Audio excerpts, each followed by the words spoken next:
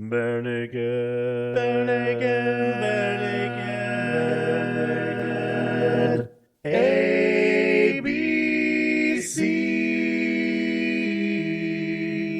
Welcome to the Bare Naked ABCs, where we usually discuss the B&L songs from 7 to Y, but this week we are going to talk about Algeria, Botswana, Chad, Djibouti, not my booty, not Michelle's booty. I definitely don't want to get a lawsuit. I'm not going to get myself in trouble with my wife. So, Djibouti. I'm going to digress before I get myself into a lot of trouble here. Plus, I don't want to take away the fun of tonight's podcast, so I'm not going to give away the surprise ending. Don't forget Wakanda. It's Zimbabwe. So, I'm going to move over to my co-hosts for tonight. We have...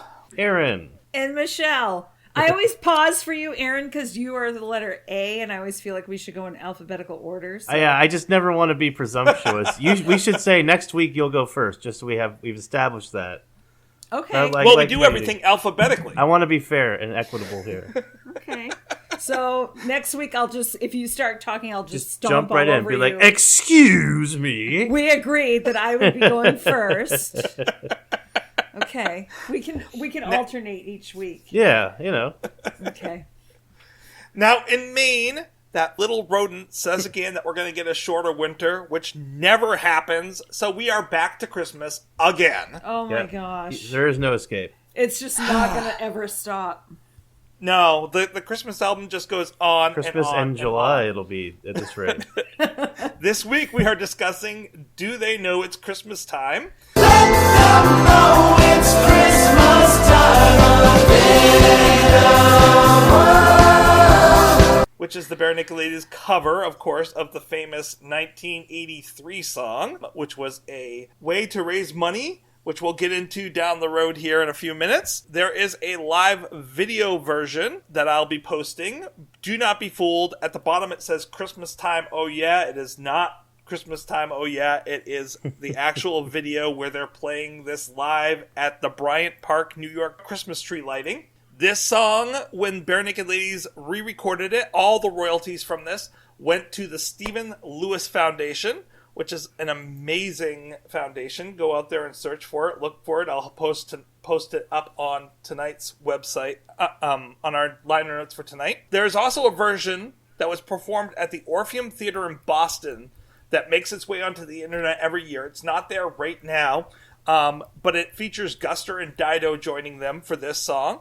Then they later recorded it for this holiday album. This song originally was written by Bob Geldof and Midge Uri. Bob Geldof had been watching a report on the 1983 famine in Ethiopia. It was first recorded in a single day on November 25th in 1984. So I got my year wrong, 1984, by the supergroup that Geldof and Uri put together called Band-Aid, which is mostly like big British and Irish musical groups of the time. So they had Sting, Simon Le Bon, Gary Camp. So they brought them on board. Geldof wrote this, decided he wanted to do this fundraiser to bring money to Ethiopia and to fight the famine. And they figured they needed to write it really super quick. So he got the people together, started getting the people together, and then's like, oh, I should write the song. What should it be about? Well, we want to get it out before Christmas. So they wrote the song relating to Christmas. They wanted to write one because they didn't want any royalties going to past songs. They thought at first about doing and recording a song from the past. They're like, nope, all royalties, everything is going directly to this fundraiser. So you can hear another British, correct me if I'm wrong, I believe British group, Aaron, Tears for Fears. Scottish. Thank you. Because they used the song The Hurting for the intro to this song, for the drums, but... Oh, they are English. I'm so sorry. I've committed a sin, a cardinal sin. I don't know why I thought they were Scottish. I'm so they sorry. are English. Okay, English. Good. Phew. I got my facts right. Wow. I have to flagellate myself now. So they had the original drum track for the beginning of this from The Hurting. However, Phil Collins then came in and did two original tracks himself, two versions of this, to add to the drum track for this as well. There have been 4 official versions of this out there. The original version And then there were 3 re-recordings, 1989, 2004, and 2014. The second version was re-recorded under the name Band-Aid 2. And then they re-recorded it in 2014 for money to go to the Ebola crisis that was happening at that time. And in a little bit here, I'm going to come back to versions, because there are a lot of non-official versions of this, which are a lot of fun to listen to. And we're gonna delve deep into all the different versions of this that I was able to pull up. 29 different versions of this song. Aaron, you're gonna love some of these, I swear. I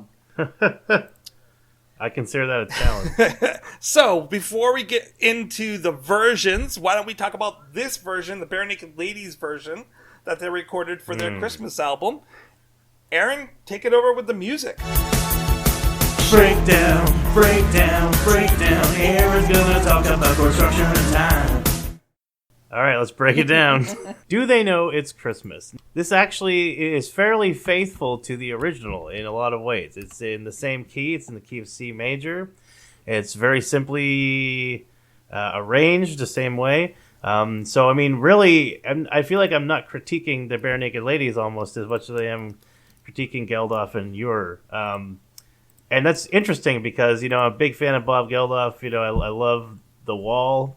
I love a lot of the stuff that he's done. Obviously, he did the art for that.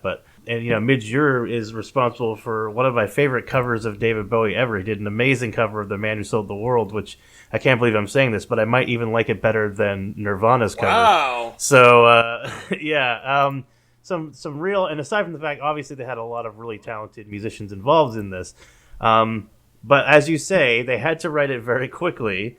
And if I may, before I fall on the sword here, defend myself by providing some context. I am not alone in my feelings that I have towards this song.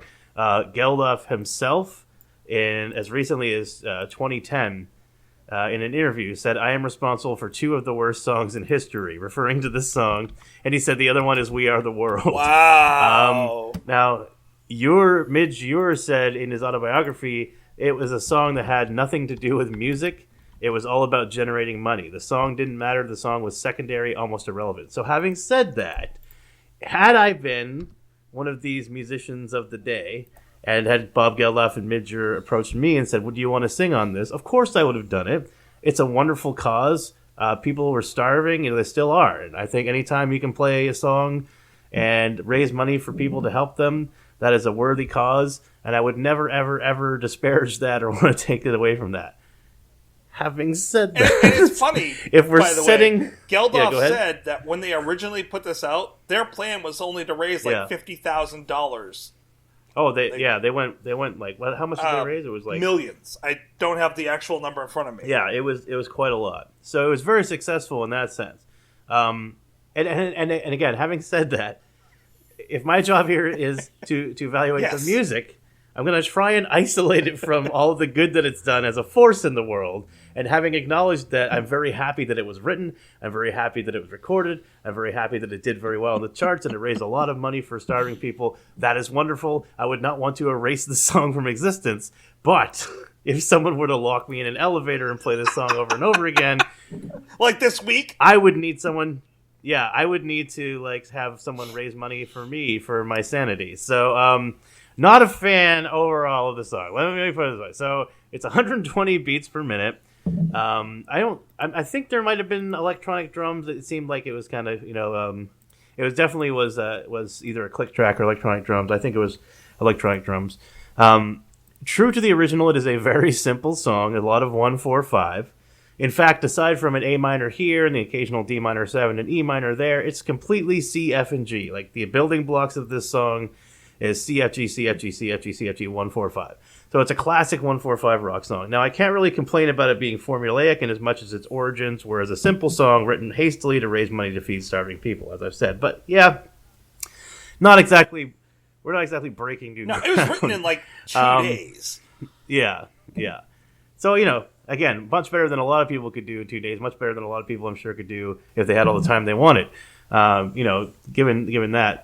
But again, in the context purely of analyzing it within the pantheon of B&L's library, even though they did a good job with it, they certainly were very confident in performing it, it's not a song that really inspires me very much. It seems, cheesy is a word that's kind of dangerous, but it's kind of cheesy. And you get the bells you wait. And yeah. Oh, really? Well, maybe I'm not alone here. I don't know. But anyways, the intro just kind of sits in the C chord, sits in the 1.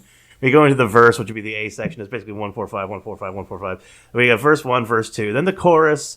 There won't be snow in Africa this Christmas time, and do they know Christmas at all? Well, we can get into the lyrics, trust me. Oh, wait till we get into the lyrics. This is going to be fun. You have sort of an instrumental section, which is kind of bridge-like, but it's basically the chorus again, and then the outro is the chorus again. So it's like A-A-B-B or A-A-B-B-B. There's not even really a C section. There's not even really a bridge.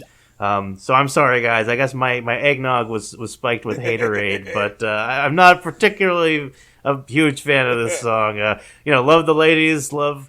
I would love to see them perform this. And if you said to me, Aaron, you can go and watch the Bare Naked Ladies perform right now, I'd be like, yeah. And then you'd be like, but it's going to be Do They Know It's Christmas? I'd be like, okay, but I'll still go watch them. It would be great to go see them. Do they have Steve?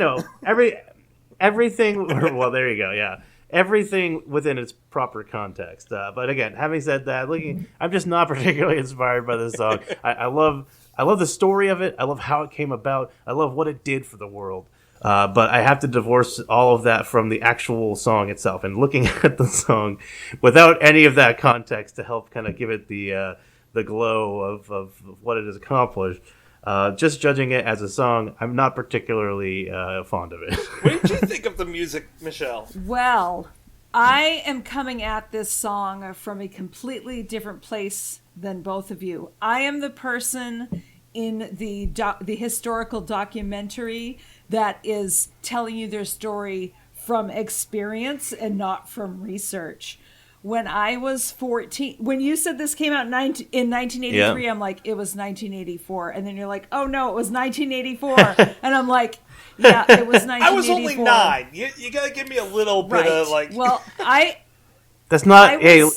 In Tracy's defense, I confused Scotland. Right. And those are a lot bigger differences. I just figured I had bigger fish to fry, so I was going to let that go. But I was going to correct you if you didn't correct yourself, which you did, because I was definitely 14 years old when this came out, and it was a huge deal. It was a huge deal seeing the world premiere of the video on MTV. Bob Geldof wrote it with Midge or Midger. I've always said it as like one word. Midger. That's how he says it. And Duran Duran was in it. Simon Le Bon, John Taylor, Nick Rhodes, Andy Taylor, Roger Taylor. They were all there. Sting was there. U2 was there. Bananarama was there. I mean, just everybody who was anybody on MTV at that time was there for this recording. And Sting was there. And of course, he had his famous line, the sting of bitter tear, and just the harmony. So I am not coming at this song from a rational place at all. She's got her nostalgic out. I absolutely love the original version of this song. I love the harmonies. I love the keyboard. I love the 80s electronic music of it. I never have ever considered the merit of the music at all. It's pure emotional, like teenage angst. Look what's happening. We need to help the world. Like that whole idealistic yada yada. It's just, this song is part of the fabric that makes me who I am. Shortly after this came out, I think MTV started showing the young ones, and I got sucked into that. And that is definitely part of the fabric of who I am, my humor, my take on the world. So it's just, it's deeply woven in there. So when I heard that Bare Naked Ladies was doing a cover, or did do a cover, well, let me back up and say, whenever I hear the original version of this song, I am transported, and I am 14 years old again, and that's all there is to it. And I sing all the harmonies, all the parts, all at once. It's happening. The Bare Naked Ladies version of this song is... I think it tries to honor the original version. They don't do anything fancy. They stick to it it's a little bit dry. There's no... Yeah, isn't it, though? There's not any of that emotion. But again, I realize I'm coming at it from a totally irrational, pure emotional place. No rationality, no logic. It's all pure emotion. So... You have to tell people the shirt you're wearing right now. Oh, it's Aha. Nice. She is going total 80s nostalgic here. And you know what's hilarious? My BFF Lisa got this shirt for me because for like 20 years, I had a different Aha t-shirt that was white with the three of them on it. It was sort of like green and red, the colors, but the shirt was so old and worn out because I wore it all the time. There were holes in it, and I kept wearing it. She's like, "You've got to get rid of that shirt," and I'm like, "I can't." She's like, "You've got to get rid of that." It was see-through. That's how bad it was. I finally got rid of it, and that was many years ago. And now this year for Christmas, she got me this shirt, and I was like, "Oh my God. Yes, That's this great. is perfect." Nice. I have my Aha t-shirt again. I still have a Bryan Adams I Am Breathless t-shirt that I got seeing him in concert. I have a Hall & Oates t-shirt that I got seeing them in concert. Like, I was all about the concert t-shirts. So my Aha shirt, although I never saw them in concert, I loved it, wore it all the time. So I feel like all is right with the world. I have an Aha t-shirt again. Because he's so beautiful. But anyway, back to the Bare Naked Ladies. This song was fine. They did a fine job of it, but it's almost like a dry recitation of the song. You know, it's just sort of like 1, 2, 3, 4. You know, it's just very straight. It's very straight. I didn't feel the need and the emotion in it. It was just, you know, they did a beautiful job. Steven's vocals sounded beautiful, but I was waiting for Bono and Sting and George Michael, who I forgot to mention, and Boy George, yes. My God, yes, I didn't mention Boy George. Like all of those people. Was Alison Moyet there? I don't know if she was. I know she was on A Very Special Christmas that came out in 1987. She did a song. But I was totally into the whole British scene. So it was all, I was like sucked in. So had I not been sucked into that, would I like this version better? I don't know. But that's my long-winded emotional answer to this song. So we got a big answer from you this week. Yes. That's good. So that's all. Tracy, how do you feel? So very much like you, like I was 9 when this came out, and it was a very fundamental time. I loved music anyways, but I was just starting to love and delve into music. And this, you know... But do you remember what a big deal it was when it came out? Yeah. Like it was a big deal. Like there's a crisis of like the week these days that people are always going on about. This was the first one. Like this was the big event that kicked off all following events after this. In that, like, literally, this was the first big fundraiser. You know, you can blame these guys for Sally Struthers. Live Aid stemmed from this, didn't it? I mean, Bob Geldof organized Live Aid. Yeah, well, it's Belle Geldof and Midger did Live Aid as well, and that's the funny thing, I think, because guys, I was one, and that was a huge deal. I was 1 year old Aaron, when They Know It's Christmas came out. I could have been your babysitter. That's true. I could have swaddled you and changed your diaper and carried you around and made you watch MTV with me all afternoon. Oh my God! And while we ate snacks from your parents. Oh. But I think what people don't realize that weren't living at that time, like this was a big, huge kickoff, and it really dug deep. Like the pictures that were on TV, I mentioned Sally Struthers, but like really, that was when these reports was like the famine was devastating to look at TV. Yes. And it really dug deep. Like, oh my God, these people are really deeply hurting around the world, and this song touched an emotional touchstone for all of us at that time, and really encouraged us to want to go out and do more for the world. And so there is a lot of emotionality to it. There isn't a lot of nostalgia to it because it ripped open our hearts. And, I think that has to take some precedence. But 30 plus years later, we have to go back and listen to the original song. In cutting it out, if I had heard, listening to the original now, it is the Mexican melodramas of songs. It, every singer, seems in this song to be saying, look at me, I'm in this song, with the way they sing their line. They're not just singing the line to sing the line. They are like, this is my part, and I'm going to make it huge. And it's almost like watching on stage, people coming out on stage and ta-da! They're totally milking it. Yes, they're milking it, eating up the scenery without apology. Whereas B&L doing this song, I think what you're kind of feeling is they're not milking it. They're doing the song honestly, truthfully. It's simple music. They're not going to embellish on it, but they're enjoying the song, but at the same time they're playing it honestly. Yep. And I think that's the difference. I think, if I may interject something, I feel, and this just clicked for me. And it has to do with a little bit with what I said. Actually, first I wanted to say that Midjure is Scottish, and that's where I got that from. That was the brave part. I wanted to clear that up. Wasn't he in Ultravox? Am I right on that? Yes. Ultravox, You've and got a couple other projects too. But he's a great musician. I love Midjure. So great. But we love you, Midjure. We know you listen. Come on the show.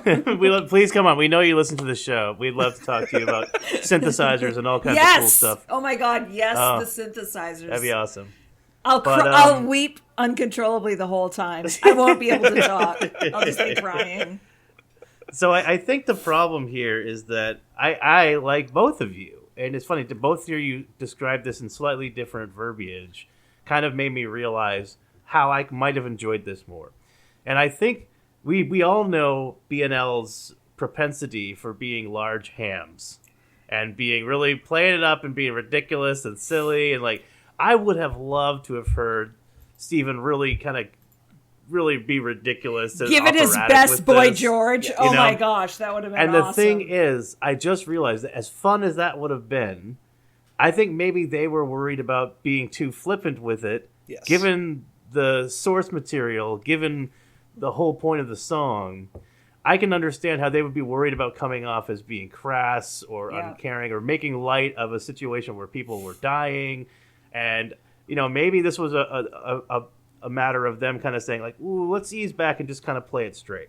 And I think certainly I would have enjoyed the song a lot more if they kind of hammed it up a little bit. But I can understand where they might have arrived at that decision. Yeah. No, I think you have a real good point there. That's probably very viable why they wouldn't do that. Because Steve does ham it up on songs.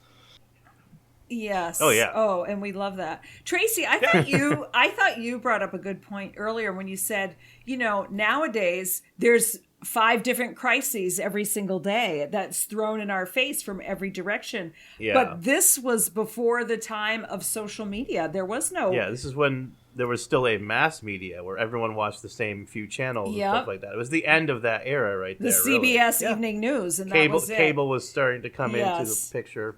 I mean, and this is when MTV just was skyrocketing. Yes. And this was one of those videos that played I think music. helped to skyrocket as playing music. Exactly.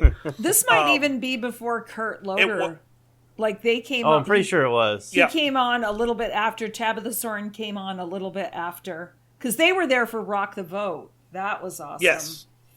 I still say Rock the Vote. But once again, a not a fundraiser, but a promotion that was very much, that was inspired by this song. Yes. And a lot of that stuff was inspired by this song. Yep.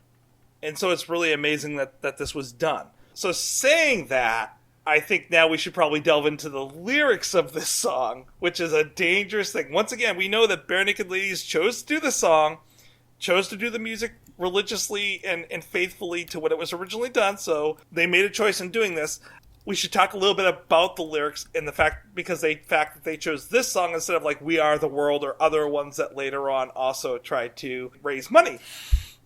Did you say that Bob Geldof had a hand in "We Are the World"? Yes. I always felt that was sort of like the American wannabe version of "Do They Know It's Christmas?" And I always felt like it was like the poor man's version, like it wasn't as good as... Oh, sorry. No, I apologize. He mentioned "We Are the World." Oh. I think he was comparing. He said he was responsible for one of the two worst songs in the world, and his was "Do They Know It's Christmas?" and the other one was "We Are the World." Okay, good. Because I was like, wow. Yeah, he didn't write "We Are the World." No, I didn't. They might have called him in to help. That was Michael Jackson and Lionel Richie. Yes. Which, how the hell did they write "We Are the World"? I just felt like the Americans couldn't be left out of the showboating. Like it felt like more of a showboat. Oh, it was definitely a Me Too song. Like, we also care about Africa. Look at our song. Right. Yeah, definitely. So And I don't remember if Paul McCartney was on that. There were two people, Paul McCartney and David Bowie, that were not on this song, not because that they didn't want to be, but because their schedules didn't allow and they were pulling this together really quickly. And so both of those people did a preemptive video that they sent in to introduce the song. Oh, that's right. That's right. But they weren't able to be there for the recording. And they felt Yes. horrible about it. They're like, because, as you know, Paul McCartney is a huge cause head. So... like he felt really bad that he wasn't be able to be there. But wait, did you say a huge cause head? Yeah, a person that loves to deal into causes. Because I thought that was like a way that a Bill Cosby fan would define themselves. I'm a huge cause head. Although there aren't that many cause heads around anymore. But that's for another. In PCU, like what was the name of the cause heads? That was what they called them. I never saw PCU. For all the people that were always going up and you gotta No, watch it. I get what you mean. You would love it. I just thought it was funny you said cause head. I could just see Different someone type of cause head. I'm a big cause head. I love Bill Cosby. with their Jell-O pudding pops. Oh my god, let's get off that topic. Yeah. So the lyrics of this song are Boy really George interesting. sounded really good. I'm sorry to talk over you, Tracy, but Boy George really did sound good. Okay, I'm over it. Yes. I'm going to let you talk. So here's the thing. Here's my opinion of the lyrics of this song. As nostalgic as they are, when you stop and listen to them, these are the most passive-aggressive, Catholic, guilt-ridden Christmas song ever. Bob Geldof, isn't he Irish? Yes. Yeah, he's Irish. Yeah, so it goes deep. I mean, listen to these lyrics. It's Christmas time. There's no need to be afraid. At Christmas time, we let in light and banish it. Great. That's wonderful. There's a world outside your window, and it's a world of dread and fear. And the only water flowing is the bitter sting of tears. Oh my god. I am sorry. I heard these lyrics before, obviously, when I heard these songs in its original incarnation and the BNL form. But just hearing you read those words like that, when he said there's a world outside your window, are either of you two familiar with old skateboard videos? I'm a big fan of these skateboarding movies they used to make.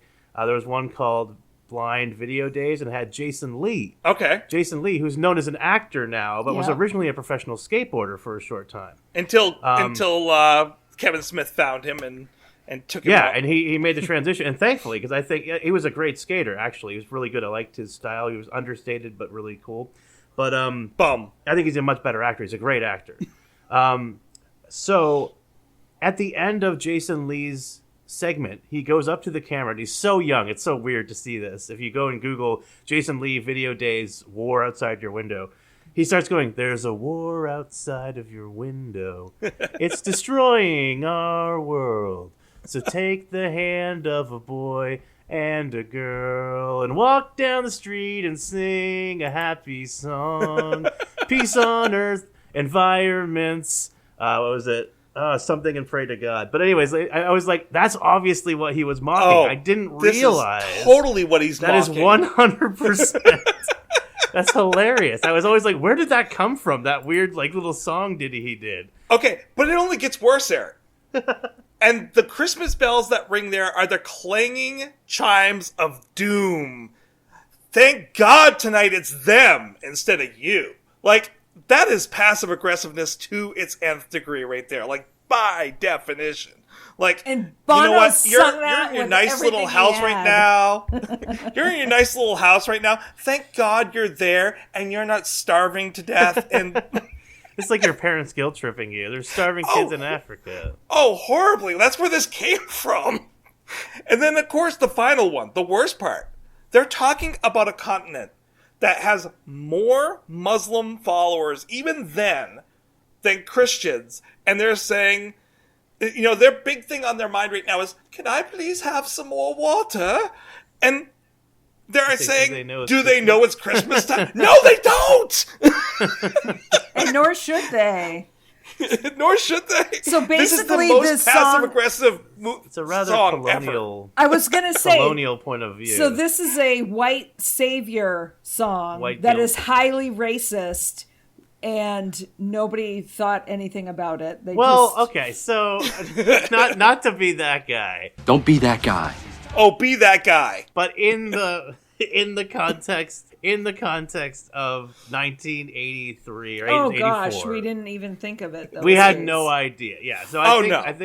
think the good story here is that we have come so far in such a short amount of time that we can now cringe at the lyrics instead of going, "Oh wow, oh that's so profound."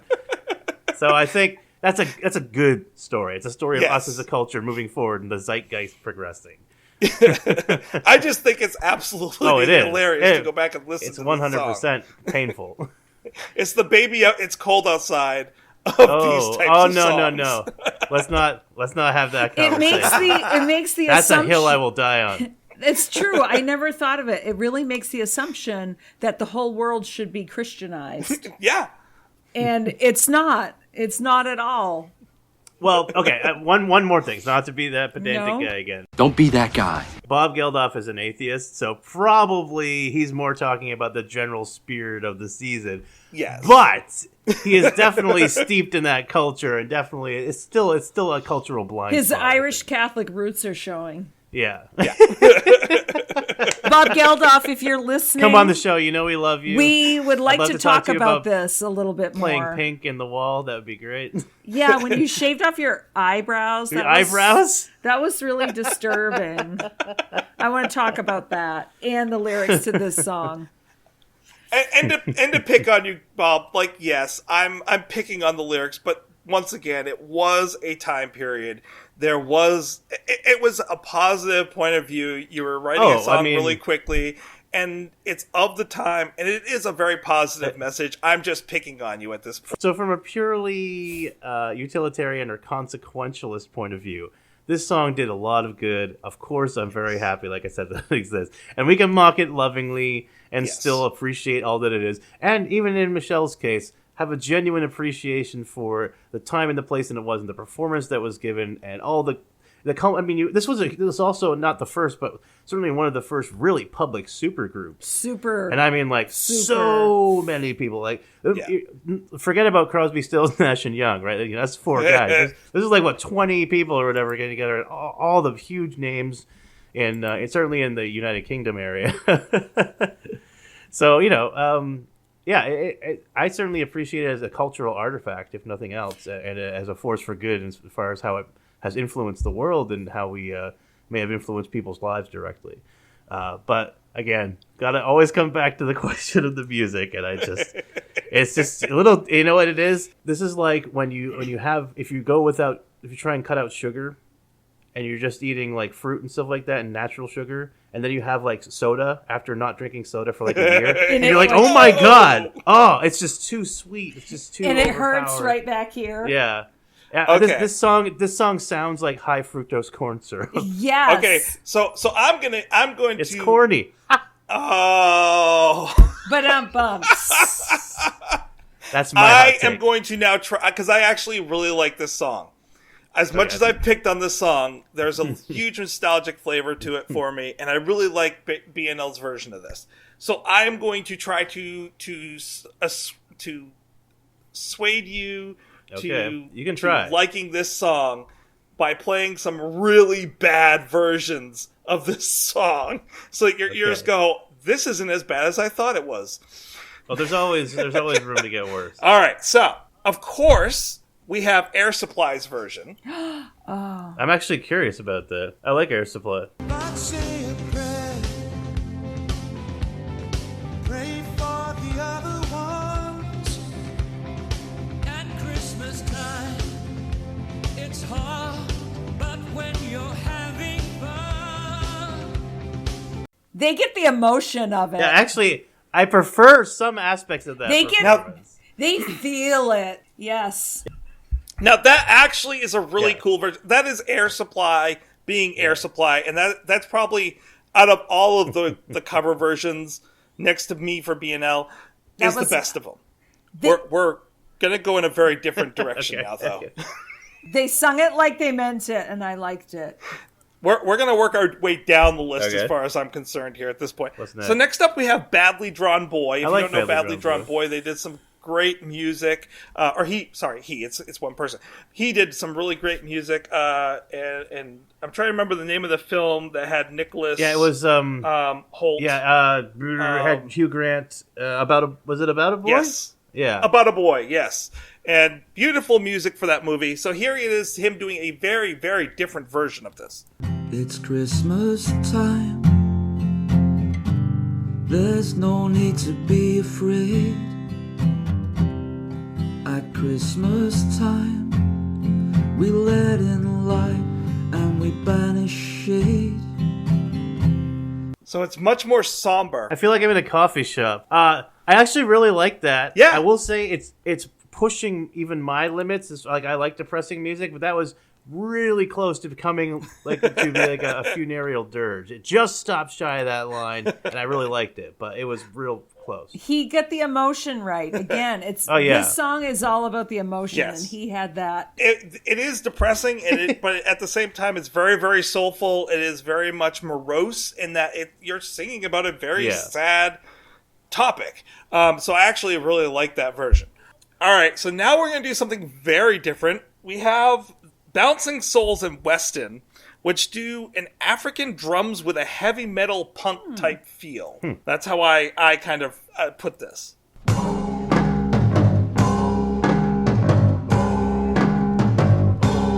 It's Christmas time. There's no need to be afraid. At Christmas time, we let in light and we banish shame.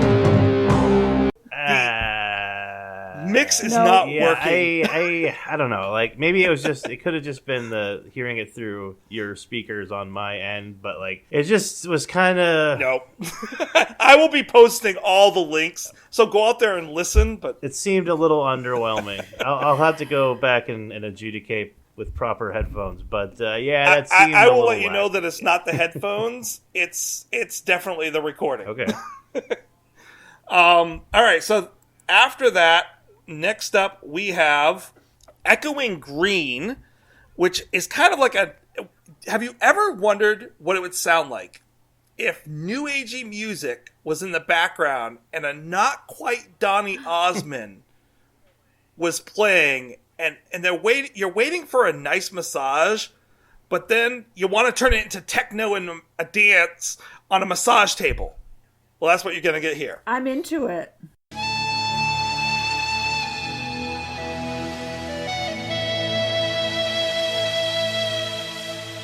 I feel like Celine Dion's about to start singing. Throw your arms around the world at Christmas time.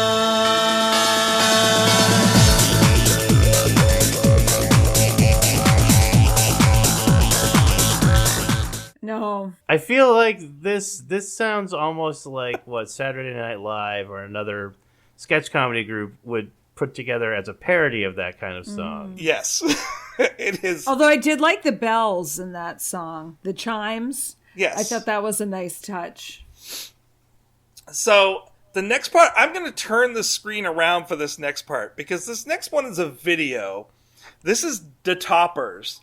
And it must have been, I could not find a lot of information for this one, but it must have been a Disney World like promo of some sort or a special concert. The way that I liken this is imagine that George Michael wanted to be cheesy on purpose and made a video to go with it filmed at Disney World with Santa business suits.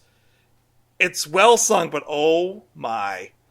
So I'm going to turn this around here and let you see this wonderful, wonderful video. And for everyone that's listening at home, I will be posting this.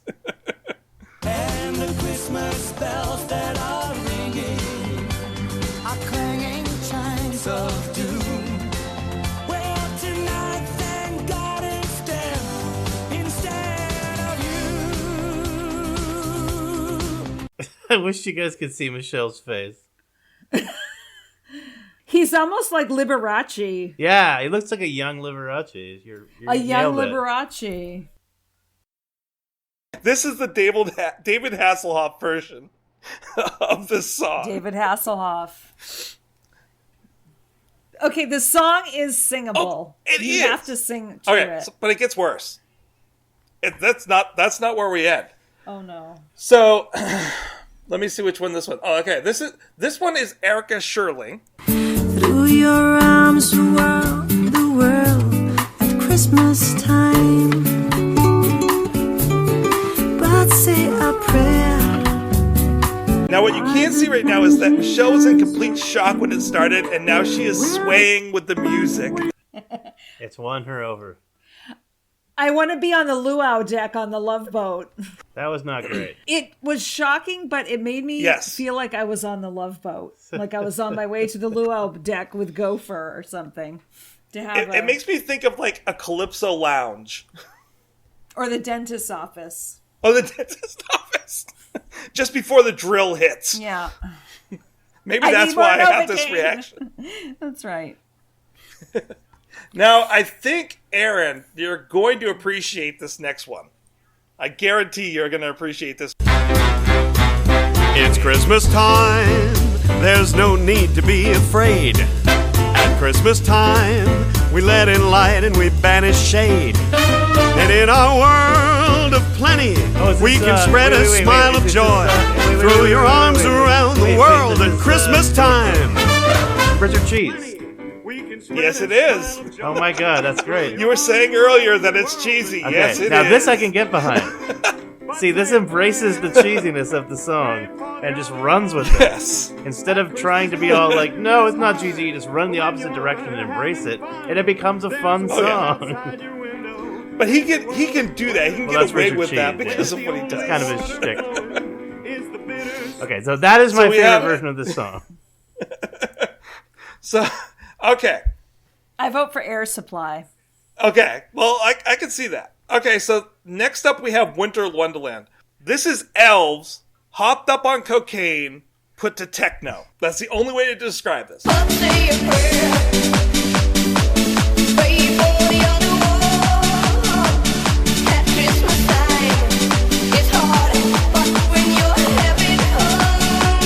So there's that. You know what? I think with this song, if there's any bit of techno to the remake, I'm going to be into it. I don't know. 'Cause I it feel like the only... It feels right. The Europop, that had that Europop feel to it, and the only time I've ever felt myself legitimately and unironically nodding my head along to a jam like that is the Neverending Story theme. Oh. Stop right here. Freeze right there, because guess what my No. next set of notes was? My next set of notes was this one, which is called Temperance. Oh, hold on. I'm going to have to pause because an ad popped up, so hold on one That second. sounds like pizzicato string. Because my notes for this... Well, I have to cut this out. Peels off. Rated R. That was scary. My notes for this next one was think of the Neverending Story, 33 and 1/3, but played on 45.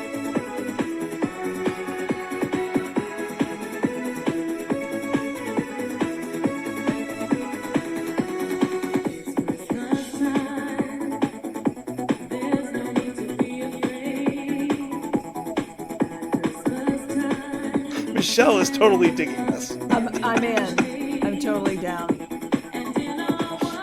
Aaron's kind of got this look of I'll think about it.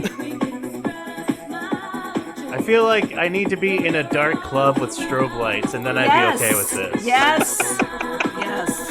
Now, the great part about this is the bridge. See if I can find it randomly here.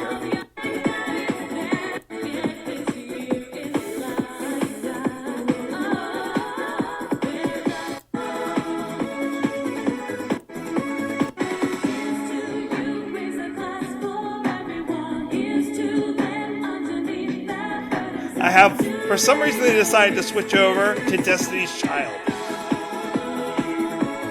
Classic. And then back to Neverending Story.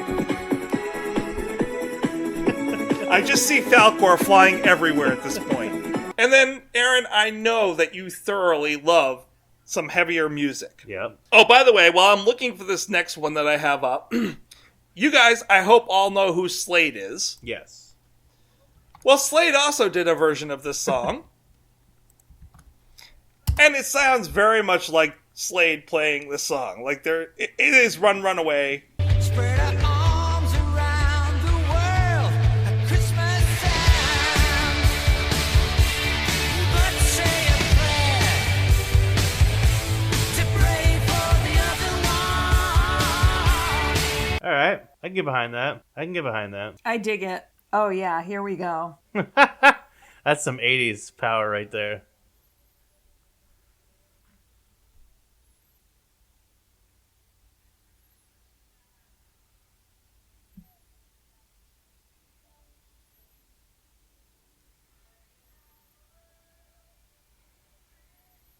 Now this comes from their Crackers album, their Rockin' Party album, which has on it Merry Christmas Everybody, Come On Feel the Noise, Let's Dance, Get Down and Get With It, Hi Ho Silver Lining, and then this song.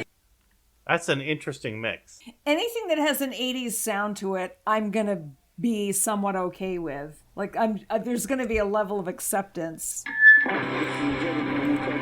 And so, Aaron, have you ever wanted to hear really, really bad heavy metal music where they think that playing loud and making the guitar scream off key is what heavy metal I've heard is? a lot of that. I don't know if I've ever wanted Well, to now hear listen to now listen to Fucked Up. Throw your arms around the world at Christmas time. Let's say a prayer.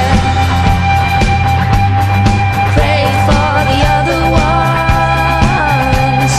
at Christmas time. I counted. It's 30 seconds of feedback. I would definitely... That is one of the more interesting ones that I've heard, and I would definitely want to hear that. I could see myself wanting to research this and trying to see if I like get a good listen on this. I'm not sure where I land on that one yet, because you know me, I love the pig version of Last Christmas. That was amazing. Yes. That was incredible. That was legitimately amazing. I love that. This one, I don't know. There is good heavy metal or death metal, and then there's just this. Well, death metal is the Cookie Monster vocals. Do they know it's Christmas? That would be death metal. I was trying to find one like that. That would have been superb. Matter of fact, Pig, I want you to do a version of this song. Yeah, definitely. So, now that you've heard all of those other versions, and there's many other, by the way, there's like the Glee cast version, there's the Music Box version, there's the Howard Carpendale version, which is literally like listening to David Hasselhoff. It is like, if you like David Hasselhoff, great. Because that's what you're going to get. And then, of course, there's the Spitting Image version. I don't know if you guys know what Spitting Image is. The puppets. But back in the 80s, there was the puppets that were really bad looking versions. Like, it was a TV show where they did really bad versions satirically of famous people. And they did one of this song, of course. And I'm going to post that one up as well, but I'm going to show you guys just to see if I can get some kind of reactions from you. And what they have done to these famous people's faces is just not even nice. They're very honest caricatures. Caricatures. In the truest sense of the word, I guess you could say. But they don't do a version of this. They do their own song saying that they are sick of Geldof and they're afraid of Geldof. That's hilarious. Which is hilarious. And then, of course, the last one, which, I just closed down my notes again. How many times do I have to do this? The other thing, Aaron, that I think that you would truly appreciate, and you're going to have to go online and find this, is Do They Know It's Halloween? That sounds right up my alley. And I'm waiting. Yeah, because one of your favorite actors is on it. Does the voice for it, at least. Okay. David Cross. Oh, no way. Yes. So wait, Do They Know It's Halloween? What was this for, like a sketch comedy show or something? It was, I believe, yes. It sounds like I'm a trying to Kids in the pull it Hall up thing. now. Oh It my was, god! No, it was like a legit thing. The proceeds were doneted. I just researching it. Yes, Proceeds it was donated raised. to UNICEF. Oh my god! Beck, Buck65, David Cross, Feist, Peaches. Oh my god! There's like some Elvira, there's like some the legit, queen- the like Mistress really of the awesome, Dark. talented people, and I gotta hear this. No, it's actually really interesting to watch. It's very, very different. See it. You should, anyone that loves this kind of stuff, like if you enjoyed what's the name of that movie about Halloween? Nightmare Before Christmas. Nightmare Before Christmas. If you love Nightmare Before Christmas, you have to go out and watch Do They Know It's Halloween? I will be posting it on the liner notes for this one. All right, so given all these different versions, and there's over 29 different versions, we're not going to go through all of them. We got through a lot, but not all of them. Let's go. I'm going to hand it over now to ratings. Hopefully I've sweetened your feel of this version after listening to all those other versions. So I'll take it. It was from too here. sweet already. It was too sweet already. So disregarding all of those other versions, the rating system that we're going to go by this week is straight covers. How many straight covers are we going to give this song? And I chose that because I felt like it was a very straight and upright version of the song. Nothing is ever going to compare to the original for me. So I give this song, I liked their version. It was fine, but they didn't have the emotion in it that even Air Supply did or the techno guy did. Like there wasn't the emotional draw that the original, that Air Supply, that other people have done. So for me, I liked it a little bit better than the middle of the road, the 2.5. So I gave it a 3. Who wants to be next? I better go because I don't want people to. I don't want to end on the haterade. Like I said, Okay. I definitely there was some haterade in my eggnog. This song, you already know me, guys. I'm not a big fan of Christmas songs in general, and there are when it comes to Christmas songs, there is definitely a spectrum. And this song sure ain't no Bing Crosby and David Bowie singing The Little Drummer Boy. That is on the high end. That's the good shit. That's the high end. That's the good shit. I nothing against the ladies. Love you guys, and he did a fine job covering it. Just not a song that I enjoy overall. Gotta give this one a 2. Not very good. Not a happy That's with a it. fair. That's a fair. Yeah. That's honest. Tracy, 2 straight covers. All right. Well, I like this. I like this song. I like this cover. I like it actually better than the original version of this song, just because it's not. It's not the Spanish melodrama or the Mexican melodrama. Like it's not this over the top thing where they're trying to just totally make themselves be the star. I give this a 4.0. I love it. I listen to it every Christmas, multiple times. Even though I picked on it earlier, this is a song that I love listening to over and over and over again. Agreed. So as Michelle goes, so goes the nation. We give it a 3. It's an She was right down the middle.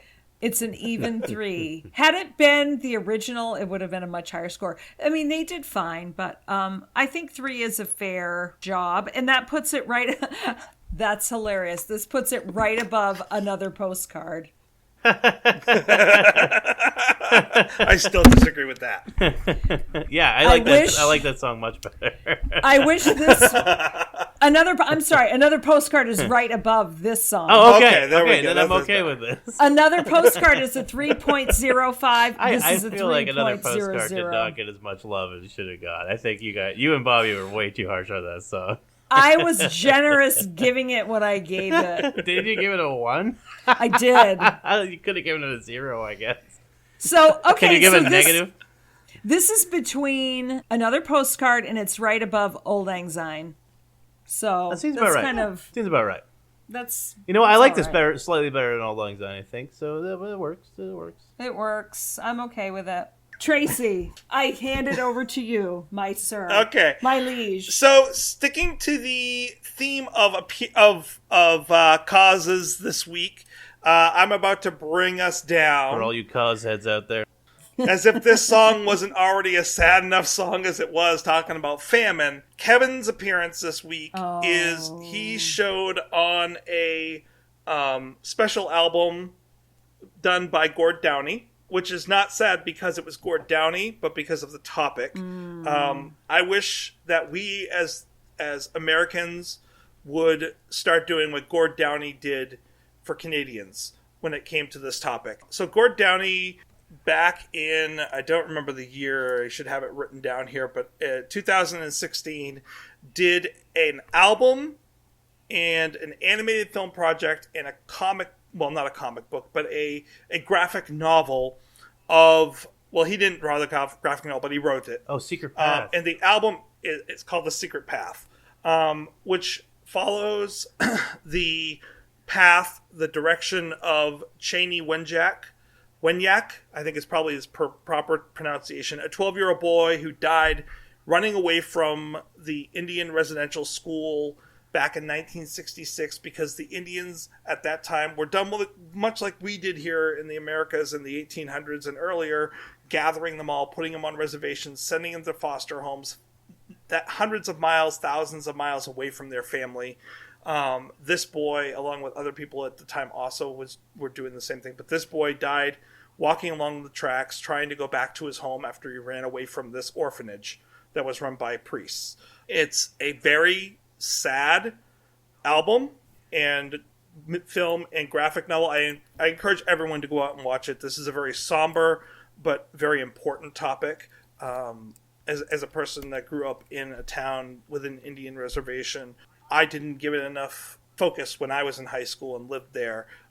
What has happened to the Native Americans in North America is sad, and what we've done to them is just disrespectful and horrible. We need to start taking, and we saw it this last year at the Junos, and probably the last year at the Junos as well. Like, they're taking ownership of the mistakes that Canada has made, the Canadian government has made. We, the Americans, also need to take ownership other than just giving the Native Americans money. So I encourage everyone to go out. This album is amazing because it's not just an album dedicated to, like, each song it's a themed album. Each song leads in this story, has a part to deal with this story, and goes right along with the film and the graphic novel about this story. So, and Kevin's on the keyboards in many of the songs. I encourage you to go out and watch it. Don't do it when you're like, I want to watch a good movie that's going to put me in a good mood. It won't put you in a good mood. You will walk away depressed, but hopefully wanting to do something more for these people whose homes we took. I think they called it the 60s snatch. There was some kind of phrase that they called it when they were the government was taking First Nations children out of their homes in Canada. I listened to a podcast about it. I don't know if that's the right name, the 60s snatch, but there was some kind of name, like the overall arching thing that the government was doing. It reminds me of the film Rabbit Proof Fence. Have you ever seen that? No. It's a true story of these two mixed race Aboriginal girls who were taken from their homes, or they ran away from I think they ran away from the reservation. But yeah, it's very similar. Like the plight of these peoples who are the original inhabitants of the land. I mean, this story is kind of universal. It's very actually, guys. And I'm not being flippant at all. It's interesting that we touched upon the kind of the latent colonialism in the lyrics of this song. Yes. And we're coming back and closing out with this topic because, yeah, did you do that on purpose, Tracy? Were you the grandmaster of that? Maybe a little bit. But no, I think that's a very poignant note to end on. It's something that this is a story that's been retold in place after place after place, and it's something that I agree with you, Tracy, that needs to be owned up to. So I think that's a well-deserved little kind of mention here at the end. The podcast that I had listened to is called Finding Cleo. It's a CBC podcast. But I will put a thing in for that as well. Yeah, into our notes. it's hard to listen to, but you really do learn a lot about the government's misdoings and these kids who were ripped from their families for no good reason, except somebody in the government thought it was a good idea. And when we reviewed the Junos this time last year, we had a lot of I remember us talking a lot about how they were taking ownership, and it was great to see them, such a great movement in more inclusivity of the culture of the Native Americans into that, of the indigenous peoples. I believe that these are some of the things that have helped to lead to this change. And I wish we saw more of this in America. So yeah, I wish we saw a lot more in America. Humanity. That would be nice. So after this nice somber topic, please go to iTunes, give us a 5-star rating. It helps us out with their algorithm. We are caring people, care for us. If you don't, there are other shows talking about the Bare Naked Ladies, and well, it just happens that we will get shuffled back to the bottom of the deck. So please go to iTunes and tell them not to shuffle us back to the bottom of the deck. You're really pushing this shuffle angle here. I feel like there's a pun coming on. Shuffle off to Buffalo? So next week we will be, of course, talking about the song Don't Shuffle Me Back to the Bottom of the Deck. So please join us as we discuss the Bare Naked Ladies with another group called the Persuasions. Yay! Excellent. Yeah, looking forward to that very much. And have a good week. Thanks, everyone. Yep. See you next week.